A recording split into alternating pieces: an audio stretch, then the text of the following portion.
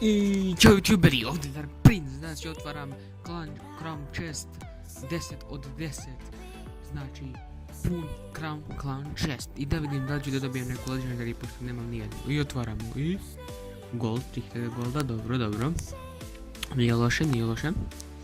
Hog Rider, fuck, dobro. Ice Spirit, vrlo korisno, dobro. Bowler, nice, Bowler. Dalje, X-Ball sranje, najveće sranje, fuck.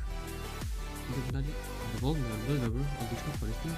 Goblin, dobri su, ali su sranje. Giant, sad je fenomenalan.